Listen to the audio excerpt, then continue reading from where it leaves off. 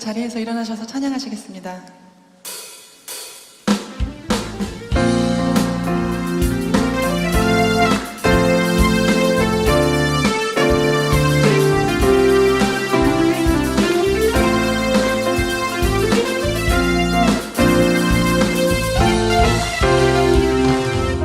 슬픈 마음 있는 사람,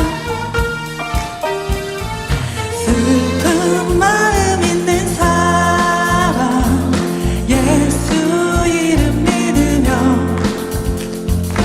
영원토록 변함없는 기쁜 마음 얻으리. 존귀하신 주님의 이름, 존귀하신 주의 이름, 우리 기쁨 되도다. 주의 품에 안길 때에, 주의 품에 안길 때 기뻐 찬송 부르리, 기뻐 찬송 부르리. 예수의 이름은 세상의 소망이요, 예수의 이름은 천국의 기쁨일세. 예수의 이름은 세상의 소망이요, 예수의 이름은 천국의 기쁨일세.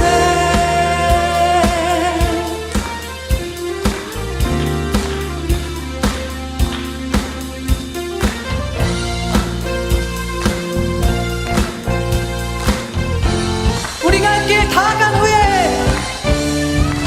우리 갈 길 다 간 후 보좌 앞에 나가, 보좌 앞에 나 왕의 왕께 경배하며, 왕의 왕께 경배하며 면류관을 드리리. 우리 갈 길 다 간 후에, 우리 갈 길 다 간 후 보좌 앞에 나가, 보좌 앞에 나 왕의 왕께 경배하며, 왕의 왕께 경배하며 면류관을 드리리, 면류관을 드리리.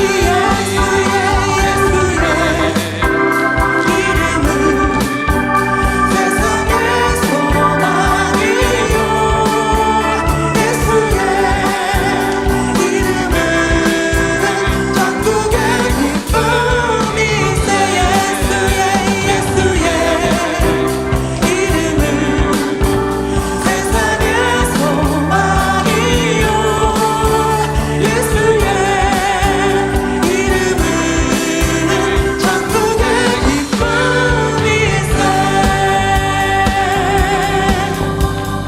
소망 되신 주님을 찬양합니다. 예수 열방의 소망, 예수 열방의 소망, 예수 우리의 위로자, 주는 온 땅의 영원한 소망. 예수 어둠 속의 빛, 예수 어둠 속의 빛, 예수 변함없는 진리, 주는 온 땅의 빛이 되시네. 우리 위해 죽으시고 다시 사신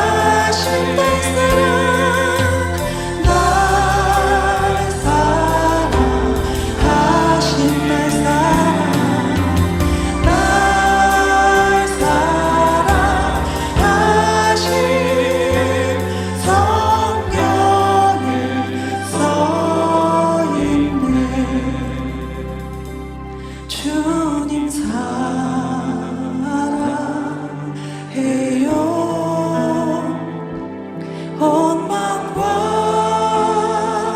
정성 다해 하나님의 신실한 친구 되기 원합니다. 주님 사랑해요. 주님 사랑해요.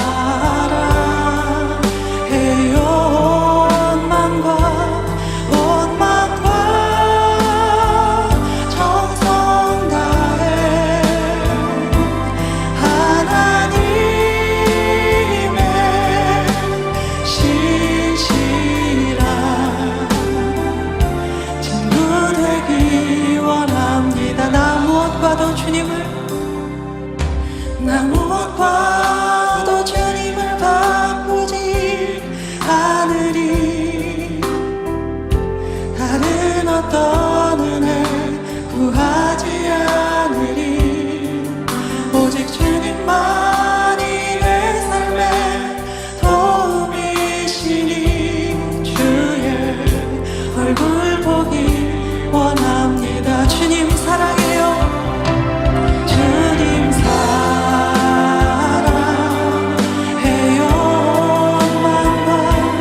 온 마음과 정성 다해 하나님의 신실한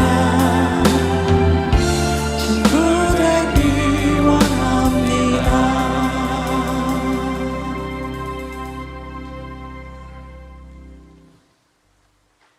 우리의 목자 되신 하나님 아버지, 주에서 오시는 성탄절을 기다리는 대림절 셋째 주일, 영원토록 함께 하시며 우리를 돌보아 주시는 주 여호와의 존귀하신 사랑과 은혜에 찬양과 경배를 드립니다. 얼마 남지 않은 한 해를 돌아보며 기쁨도 슬픔도 고난도 모두가 감사이며 하나님의 은혜이지 않은 것이 없음을 고백합니다. 그러나 백신 확산에 대항하여 여전히 변이되어 멈추지 않는 바이러스의 예측 불안정한 상황 속에서 아직도 수많은 사람들이 힘들어하고 있습니다. 2000년 전 절망 속에 살아가던 인류에게 빛으로 오셔서 참된 소망을 주시고 구원의 역사로 이 땅을 회복하셨던 것처럼 오늘 이 예배를 통하여 저희의 간절한 부르짖음과 기도를 응답하여 주시고 주님 뜻하신 대로 이 땅이 새롭게 되는 회복의 역사가 있게 하여 주시옵소서. 자비하신 하나님 아버지, 이처럼 세상을 사랑하셔서 독생자를 보내어 구원의 은혜를 부어주셨음에도 저희는 아버지의 뜻을 깨닫지 못하고 씨 뿌리고 복음 전하는 일에 부끄러워하며 가라하는 곳에 순종하지 못하고 아버지의 마음을 기쁘게 하지 못하고 있습니다. 용서하여 주시고 우리는 이 땅에 누군가의 생명과 풍성한 삶을 위하여 택하신 주의 자녀들임을 다시 한번 깨닫게 되는 예배가 되기를 소원합니다. 주님, 우리의 자녀들을 죄와 악으로부터 지켜주시고 영적 어두움으로부터 보호하여 주시옵소서. 아울러 이 시간 건강의 문제와 경제적인 어려움으로 홀로 외로이 고통의 짐을 짊어지고 눈물로 기도하는 성도들 있습니다.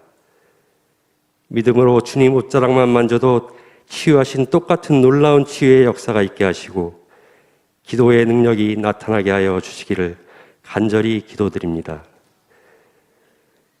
은혜가 많으신 하나님 아버지, 교회의 각 기관과 일터 사랑방을 섬기는 목회자 방지기를 축복하여 주시고 그동안 찬양교회가 그 역할을 잘 감당하도록 인도하신 사랑하는 허봉기 목사님의 여정에도 주님의 평강과 은혜가 늘 함께하도록 인도하여 주시옵소서. 하나님 나라 확장을 위하여 열악한 환경의 선교지에서 묵묵히 수고하시는 선교사님들의 건강과 안전을 위해서도 기도합니다. 사역에 어려움이 없도록 필요한 물품과 지원이 끊기지 않게 하여 주시옵소서. 예배를 돕는 모든 손길을 축복하여 주시고 오늘 선포하시는 말씀에도 권세와 능력 있게 하셔서 한 주간 승리하며 살아가는 저희가 될 수 있도록 인도하여 주시옵소서. 우리를 위하여 십자가에서 부활하신 우리 주 예수 그리스도의 이름으로 기도합니다.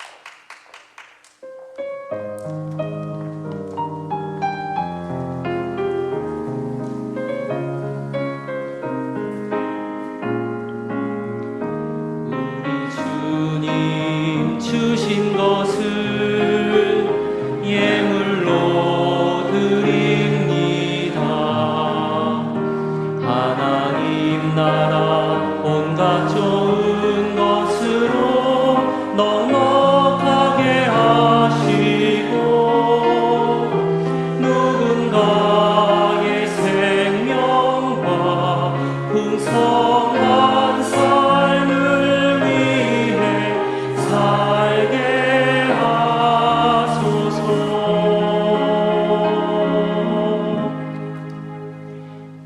하나님, 지난 한 주간도 지켜주시고 베풀어 주신 은혜에 감사드립니다. 받은 은혜 감사하며 받은 것 중에 일부를 올려드립니다. 주께서 귀한 곳에 꼭 필요한 곳에 사용하여 주시고 이 물질이 쓰여지는 곳마다 하나님의 따뜻한 은혜와 사랑이 전파되게 하옵소서. 이물 드리는 손길 기억하여 주시고 필요한 은혜를 허락하여 주옵소서. 예수 그리스도의 이름으로 기도드립니다. 아멘. 오늘 우리에게 주시는 하나님의 말씀은 누가복음 2장 36절에서 38절까지의 말씀입니다. 또 아셀 지파 바누엘의 딸 안나라 하는 선지자가 있어 나이가 매우 많았더라. 그가 결혼한 후 7해 동안 남편과 함께 살다가 과부가 되고 84세가 되었더라. 이 사람이 성전을 떠나지 아니하고 주야로 금식하며 기도함으로 섬기더니 마침 이때에 나와서 하나님께 감사하고 예루살렘의 성량을 바라는 모든 사람에게 그에 대하여 말하니라. 아멘. 저의 큰 어머니는 기품이 있고 우아하십니다. 저희 큰 어머니는 제 친할아버지, 친할머니께서 오래전에 돌아가셨기 때문에 오래전부터 집안의 어른 역할을 하셨습니다. 큰아버지를 도와서 여러 가지 일을 다 챙기셨지요. 큰댁은 저희 집안의 경제의 중심이기도 했습니다. 그래서 저도 어릴 적에 큰댁에 가면 맛있는 것도 많이 먹고 세뱃돈, 큰댁에서 받는 세뱃돈이 그 외갓댁에서 받는 세뱃돈보다 더 많다는 것을 알게 되면서는 조금 더 기대를 하기도 했었습니다. 어른이 커서 생각해보니 큰어머니는 매우 젊은 나이 때부터 이렇게 신우와 동서를 챙기며 집안의 대소사를 모두 관장하면서 참 수고가 많으셨더라고요. 그래서 더 존경하는 마음이 생겼습니다. 연락을 자주 드리지는 못했는데요. 작년 이맘때쯤에 큰어머니께 전화를 드렸는데요. 큰어머니와 통화를 하다가 충격을 좀 받았습니다. 이제 연세가 많이 드셨기 때문에 그 기력이 없으셔서 작은 소리로 말씀하시곤 했거든요. 동서가 미국에서 그래 목회 열심히 잘해라. 그러시다가 갑자기 그런데 전화하신 분이 누구시죠? 그러는 겁니다.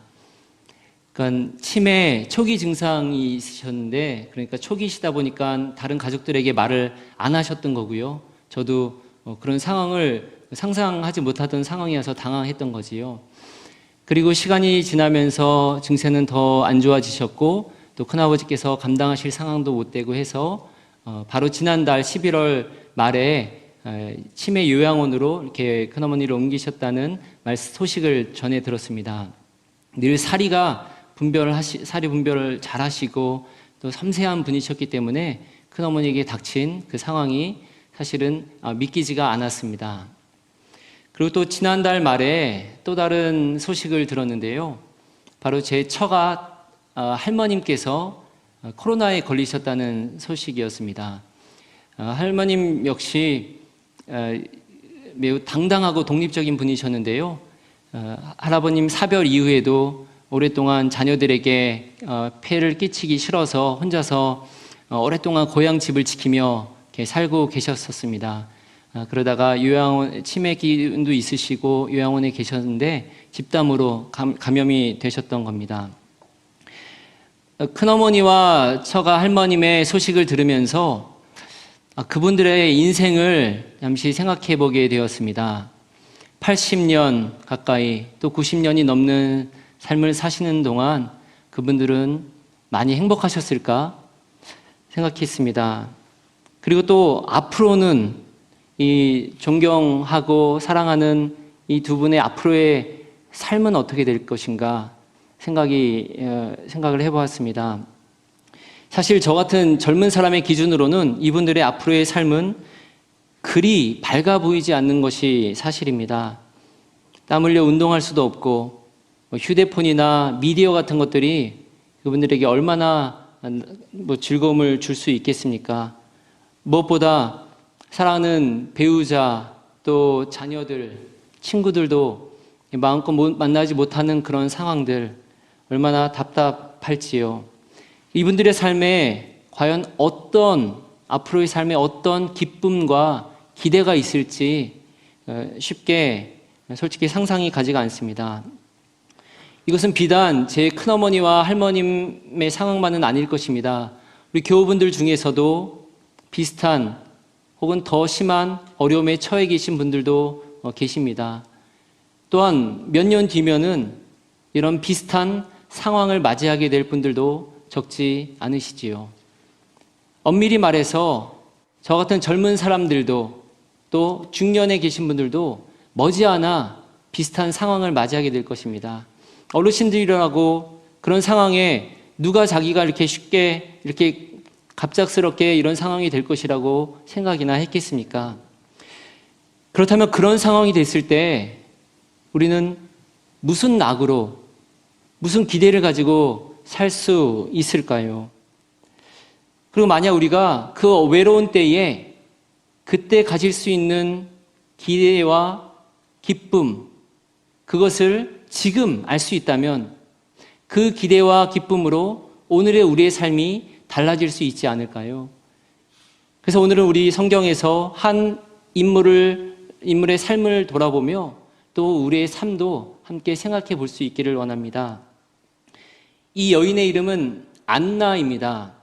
이 안나라는 분은 오늘 요양원에 계신 할아버지 할머니와 상황이 매우 비슷하다고 할 수 있습니다.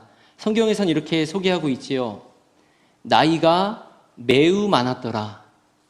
그가 결혼한 후 7해 동안 남편과 함께 살다가 과부가 되고 84세가 되었더라. 그러니까 나이가 많다는 것을 제일 강조하고 있습니다. 나이가 매우 많았다고 말합니다. 84세입니다. 당시 평균 연령보다 훨씬 오래 사신 거지요. 그리고 여기서 과부가 되고라고 했는데요. 많은 이제 성경학자들이 연구하기로 이것은 과부가 된 후라고 번역하는 것이 더 맞다고 이야기를 합니다. 과부가 된 후 84년을 살았다는 겁니다. 당시 결혼 정년기가 한 14세 정도라고 하는데요. 그럼 14세에 결혼하고 7년, 한 20년을 그렇게 살고 84세를 또 살았으니 이때 나이는 그러면 105세 정도 된 거지요. 당시 최고령 할머니였을 것입니다. 삐쩍 마르고 또 기운도 거의 없는 상태지요. 게다가 특히 그 당시에 이 과부라는 말은 많이 가난하고 또 비참한 그런 말의 대명사이기도 했습니다. 7년의 결혼 생활에 비해 과부 생활이 84년입니다. 84는 7 곱하기 10이지요. 앞에 7년보다 12배나 더 되는 기간을 살았다는 얘기죠. 이스라엘에게 이 10이라는 숫자는 특별하죠. 그 어려운 시절이 압도적으로 길었다는 말이지요. 또 성경은 그의 출신과 배경을 다음과 같이 설명합니다. 36절인데요. 아셀 지파 바누엘의 딸 안나라는 선지자가 있어. 아셀 지파 사람이란 얘기인데요. 아셀은 야곱의 12아들 중에서 야곱이 사랑하지 않던 아내 레아의 여종 실바의 아들입니다. 그러니 태어날 때부터도 별로 좋지 않았고 이 12지파를 돌아볼 때 이 아셀 지파는 그렇게 유력한 지파도 아니었습니다. 성경 전체를 통틀어서 아셀 지파에서 그리 특출한 인물이 나오지 않았습니다. 즉 안나 할머니는 집안 출신도 배경도 그리 좋지 않은 빈곤자였다는 것이지요. 그렇게 본다면 안나 할머니는 지금의 어르신들보다도 훨씬 더 어려운 상황에 처해 있음을 알 수 있습니다. 지금의 정부의 지원금 또는 연금, 복지 혜택 같은 것들을 거의 받지 못했었기 때문입니다. 남의 집 누추한 방 한 칸을 얻어 살 수 있으면 감지덕지였을 거고요. 이 집 저 집 떠돌아다니며 걸식하였을 가능성도 적지 않습니다. 아니, 혼자 살 걱정은 없었다 하더라도 60년에서 80년 넘는 삶을 홀로 쓸쓸히 외롭게 보내던 그 심정은 어떠했을까요? 제가 만약 그 안나 할머니의 처지였다면 과연 어떠한 낙으로 무슨 의미로 살아갔을지 사실 아찔해지기까지 합니다. 그런데요, 성경에서는 그의 삶이 뜻밖의 저의 짐작과는 매우 다른 모습이었음을 말하고 있습니다. 성경은 이렇게 말하는데요, 이 사람이 성전을 떠나지 아니하고 주야로 금식하며 기도함으로 섬기더니 마침 이때에 나와서 하나님께 감사하고 예루살렘의 속량을 바라는 모든 사람에게 그에 대하여 말하니라. 대략 5가지인데요, 간단하게 생각해 보겠습니다. 먼저 성전을 떠나지 않았다고 합니다. 성전 중심의 삶을 살았다는 거지요. 예배 중심의 삶을 살았다는 얘기입니다. 즉 그의 생각과 삶의 중심에 하나님이 있었다는 겁니다. 하나님 앞에서 스스로를 돌아보려 했던 모습을 볼 수 있습니다. 둘째는요, 주야로 금식하는 삶이었습니다. 1년에 한두 번 금식하는 것도 쉽지 않습니다. 그런데 이 안나 할머니는 금식이 그의 삶의 일부였다는 겁니다. 어쩌면 이 안나 할머니는 정말 우리 생각하는 것처럼 너무 가난했기 때문에 어쩔 수 없이 밥을 굶었을지도 모르겠습니다. 그러다 보니 하루에 한 끼, 2끼 먹는 것이 그냥 생활화되어서 금식이 그냥 체질화된 거죠. 가난을 금식으로 승화시킨 상황이라고도 볼 수 있습니다. 만약에 그렇지 않고 상황이 좀 여유가 있는 상황이었다면, 그런 데서도 금식을 생활화했다면 더 대단한 거지요. 이분의 정신이 깨어있고 맑고 단단해서 그의 삶을 절제하고 또 통제했다는 것을 볼 수 있습니다. 세 번째는 기도의 삶이었습니다. 주야로 금식하며 기도했다고 하니 그 기도가 얼마나 깊어졌을지 우리가 대략 짐작은 할 수가 있습니다. 특히 금식과 기도가 같이 쓰인다는 말은요, 어떤 좋은 믿음 생활을 말하기도 하지만 영적인 능력을 의미하기도 합니다. 그래서 예수님께 어떤 귀신 들린 자를 데리고 왔을 때 예수님의 제자들이 그것을 내쫓지 못했습니다. 그때 예수님은 그 귀신을 내어 쫓고는 말씀하시기로 기도와 금식 외에는 이런 종류의 귀신이 나갈 수 없다, 이렇게 말씀하신 바 있지요. 안나는 그렇게 금식하며 기도의 생활을 했습니다. 넷째로 하나님께 감사하는 삶이었습니다. 나이가 사실 들어갈수록 비교하고 작은 일에도 불평, 불만, 원망을 갖기 쉬울 텐데 이 안나 할머니는 감사가 계속 넘치는 삶을 살아갔다는 것입니다. 그리고 마지막 5번째 모습은 좀 독특한 모습입니다. 성경은 말합니다. 예루살렘의 속량을 바라는 모든 사람에게 그에 대하여 말하니라 라고 하고 있는데요, 지금 아기 예수님을 만난 상황을 설명하고 있습니다. 아기 예수를 안고 그의 부모가 성전에 들어왔을 때 그 안나가 그 아기를 보고서 바로 이분이 메시아다, 우리가 기다리던 메시아다, 그리스도라는 것을 이야기하고 있는 거지요. 자기 민족의 속량, 곧 구원을 바라는 사람들, 죄로부터의 구원과 로마 압제로부터의 그 구원을 바라는 사람들에게 바로 이 아기가 바로 우리가 기다리던 메시아라는 것을 말하고 있는 것입니다. 이 모습은 또한 그의 지혜와 통찰을 의미한다고도 볼 수 있습니다. 학식에서 오는 지식은 아닙니다. 하지만 그의 오랜 기도와 묵상 가운데서 하나님이 부어주시는 지혜가 있었던 거지요.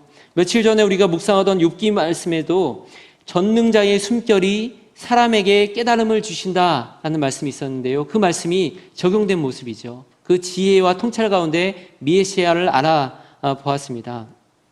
안나 할머니의 이 5가지 모습은 참으로 성숙한 그리스도인들의 표지라고 할 수 있습니다. 우리가 또 본받고 싶은 모습이기도 하지요.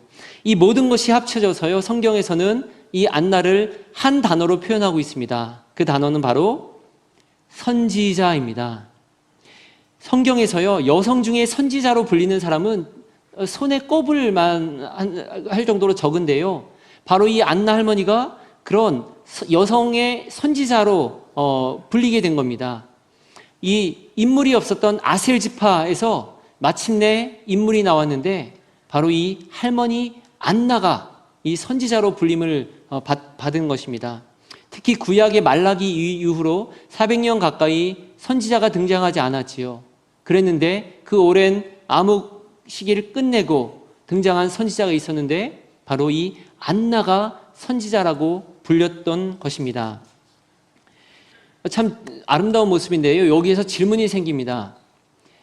고되고 외롭고 쓸쓸한 삶을 살 수밖에 없었던 이 안나 할머니가 어떻게 해서 이런 놀라운 모습으로 살아갈 수가 있었을까요? 거기에는 어떤 계기가 있지 않았을까라는 생각을 해봅니다. 그 비결은 무엇일까요? 또 그 원동력은 무엇이었을까요? 그 질문의 이 정답은 찾을 수 없겠지만 한 가지 힌트를 저는 이 본문에서 찾아볼 수 있다고 생각을 합니다. 36절에서 아셀 지파 바누엘의 딸 안나라 하는 선지자가 있어 라고 했는데요.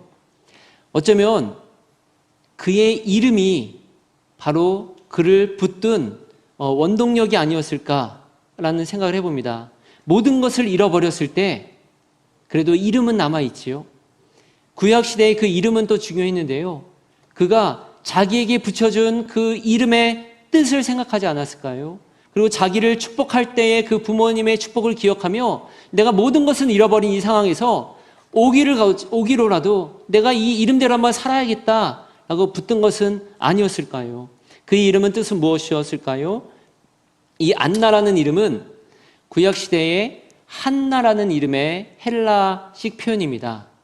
한나는 여러분도 아시듯이 또 유대인들에게 아주 유명한 인물이었는데요. 바로 위대한 선지자 사무엘의 어머니였지요.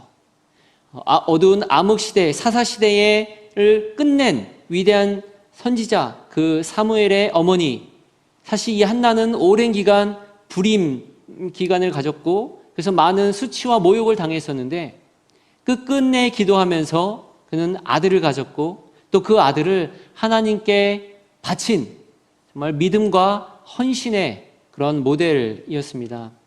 안나는 그 자신의 이 한나를 기억하지 않았을까요? 그리고 이 한나라는 이름의 뜻은 은혜 그리고 은총이라는 뜻입니다.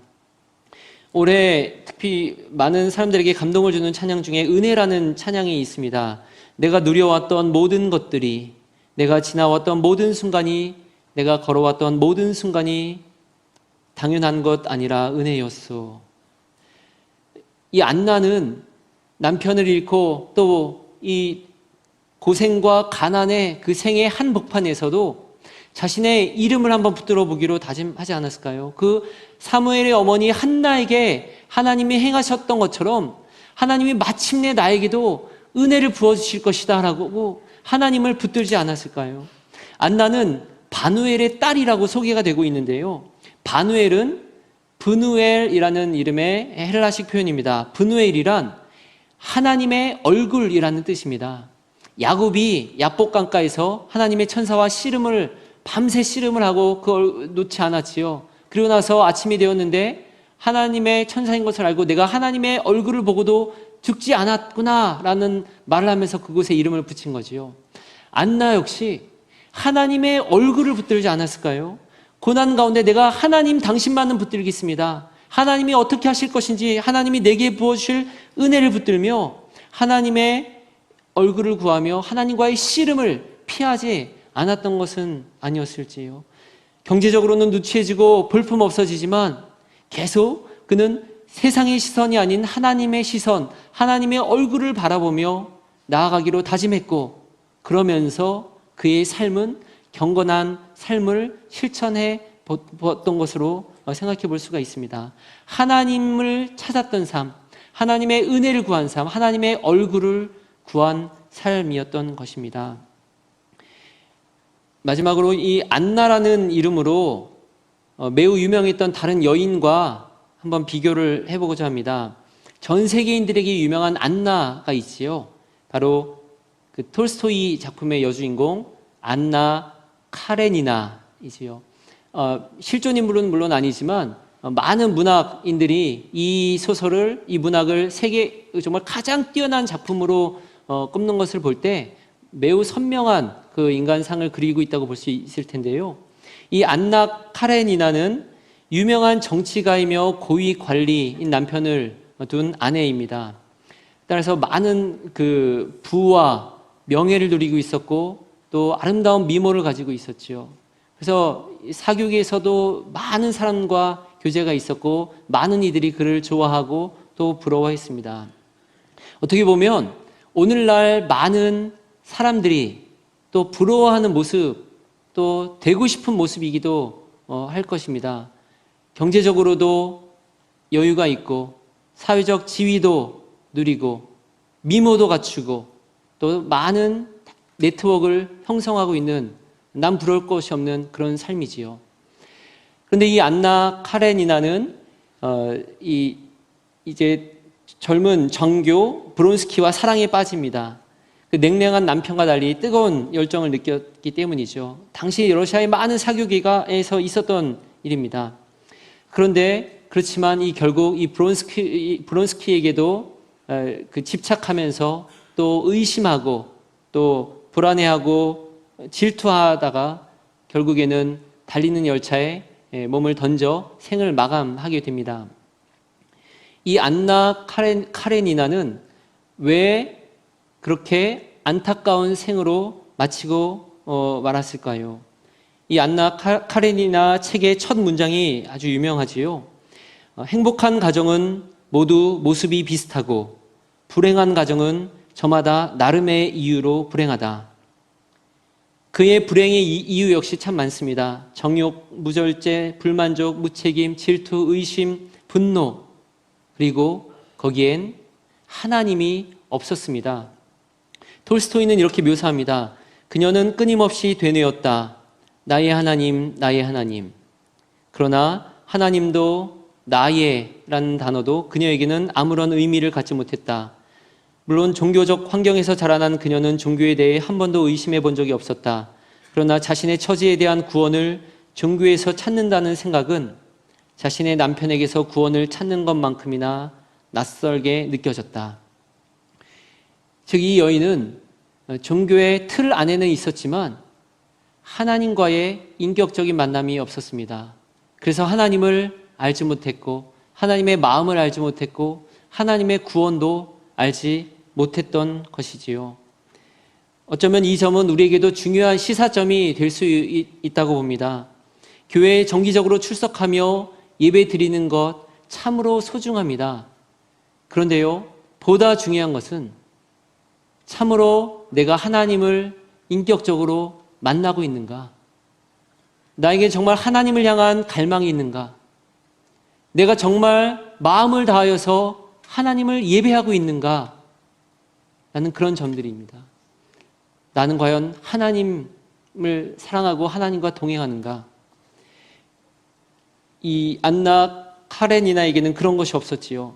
톨스토이는 이 소설이 시작하기 전에 한 성경 구절을 인용하는데 그것이 이 두 안나의 결정적 차이일 수 있습니다. 그 구절을 이렇습니다.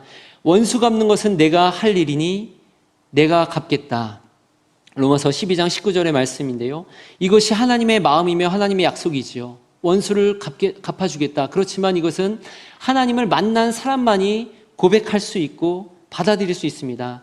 안나 카레니나는 이것을 받아들이지 못했습니다. 무정한 남편에게 분노했고 젊은 연인은 의심했습니다. 반면에 성경의 안나는 어떻습니까? 그의 삶엔 왜 이런 원수들이 없었겠습니까?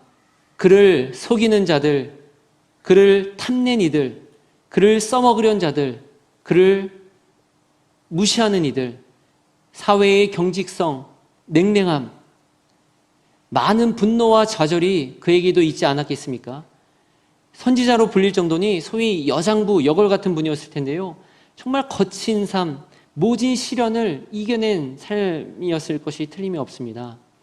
어쩌면 조금 더 상상력을 동원해 보면 이 안나 선지자의 젊었을 때의 삶은 어쩌면 이 안나 카레니나와 비슷했을 수도 있습니다.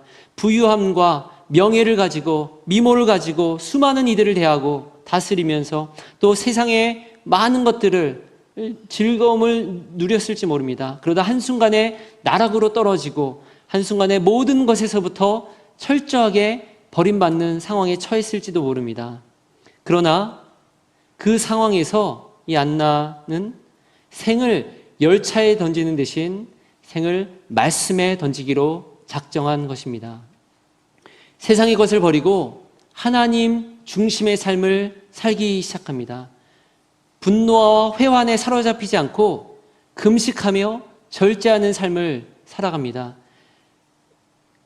기도하면서 원수 갚기를 중단하고 기도하며 중보의 삶을 살아갑니다. 원망이 아니라 감사의 삶을 살아가기로 합니다. 그런 것이 아닐까요? 이 안나 카레리나와 다른 이 안나 선지자의 삶, 모든 것에서 하나님 중심으로 바뀐 삶을 살아간 것이지요. 후에 천국에 가면 이 톨스토이 선생님을 만나면 한번 여쭤보고 싶습니다.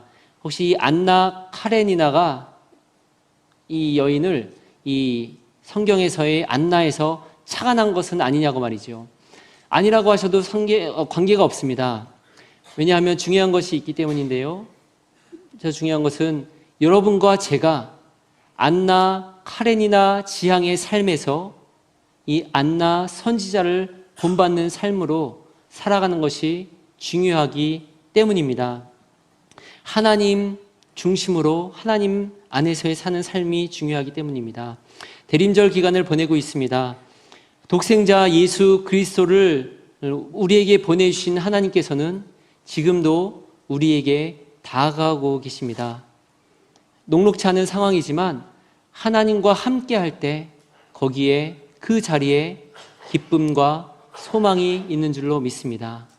하나님과 함께 하시면서 그 참된 소망과 기쁨을 누리시는 여러분 되시기 바랍니다. 말씀을 생각하며 기도하시겠습니다.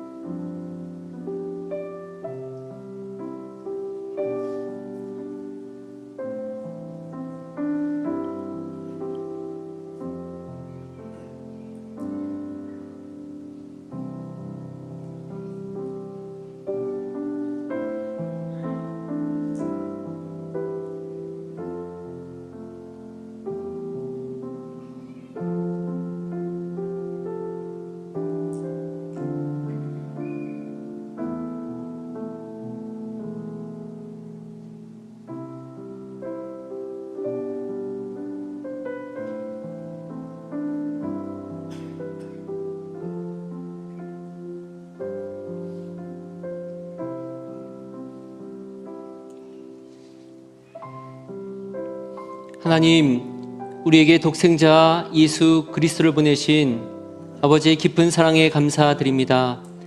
비록 우리가 쉽사리 죄에 넘어지고 주님보다 다른 것에 눈 돌릴 때가 많은 연약한 존재이지만 십자가 보혈로 우리 죄값을 사하여 주시고 우리를 당신의 아들이다 딸이다 말씀해 주시니 감사합니다. 세월이 갈수록 육신은 날로 연약해지고 세상에서 기쁨과 소망을 갖기 어려우나 그러나 여전히 우리의 아버지 되어주시는 하나님으로 인해 감사합니다. 여전히 우리를 사랑하시며 여전히 우리를 귀하다고 말씀해 주시니 감사합니다. 주어진 여건 속에서 하나님 바라보며 하나님 주신 은혜를 기억하며 살게 하옵소서. 또 받은 사랑을 베풀 때에 또다시 우리에게 풍성하게 부어주시는 하나님 은혜를 경험하게 하옵소서. 예수 그리스도의 이름으로 기도드립니다. 아멘. 일어서서 찬송 드리겠습니다.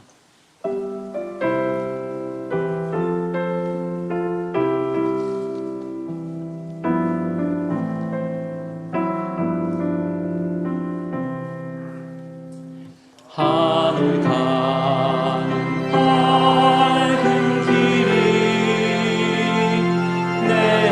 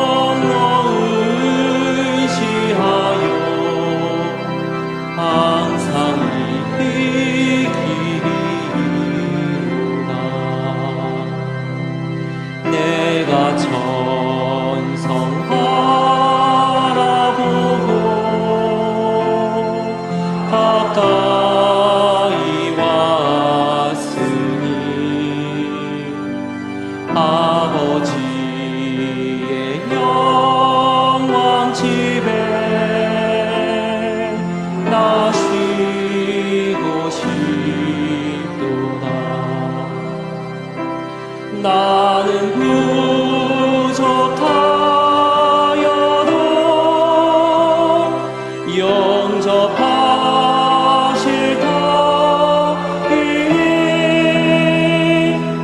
영광 나라 대신 임금 우리 구주 예수라. 지금은 주 예수 그리스도의 은혜와 하나님 아버지의 사랑하심과 성령님의 교통하심이 하나님과 동행하는 삶을 살며 그 안에서 참 소망과 기쁨을 찾기로 다짐하는 모든 성도 위에 지금부터 영원토록 함께 하시기를 간절히 축원하옵나이다. 아멘.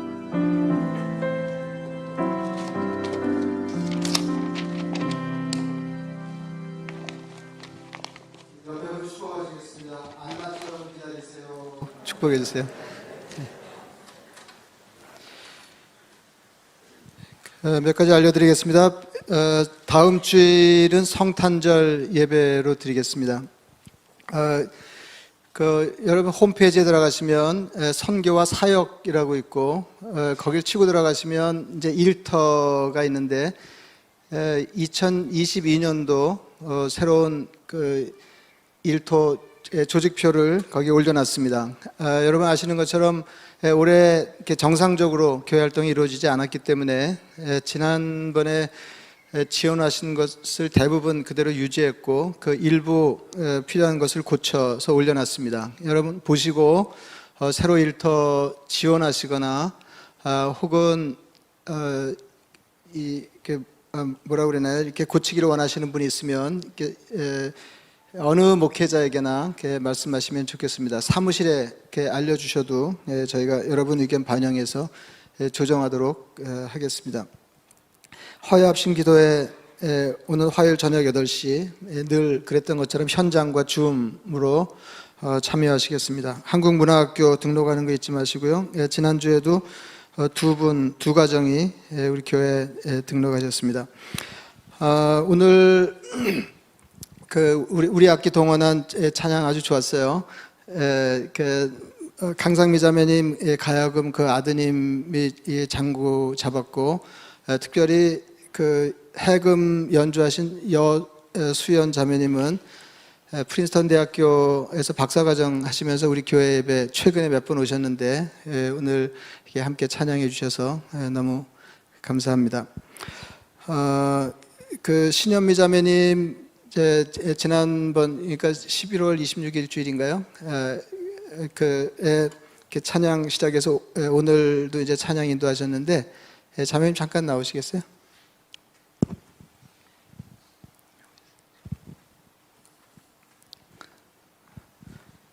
가정에서 예배 드리시는 분들 위해서 우리 같이 이렇게 저를 잡지 마시고 이 어른을 잡아주세요. 자매님은 한 10년쯤 된 것 같습니다. 우리 교회에서 찬양 인도자로 이렇게 사역하시다가 다른 일이 있어서 이제 다른 교회를 섬기시게 됐었는데 한 10년 만에 김강산 목사님 사임하시면서 다시 우리 교회에서 사역할 수 있느냐 제가 부탁했는데 이렇게 하겠다고 그렇게 해서 너무 우리가 마음이 좋았습니다. 그래서 사역을 기다리는 중에 유방암이 발병이 됐어요. 그래서 우리가 기다릴 테니까 건강 되찾는 일에만 이제 신경을 쓰시오 그랬는데 자매님이 그래도 그냥 찬양하고 싶습니다. 그래서 하시라고 그랬어요. 지금 항암 치료 중입니다.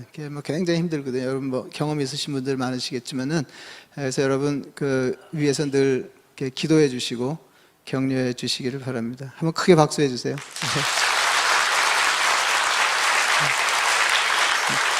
한마디 하실래요? 한 말씀? 함께 기쁘고 행복하게 찬양했으면 좋겠습니다. 감사합니다. 칭교하시겠습니다.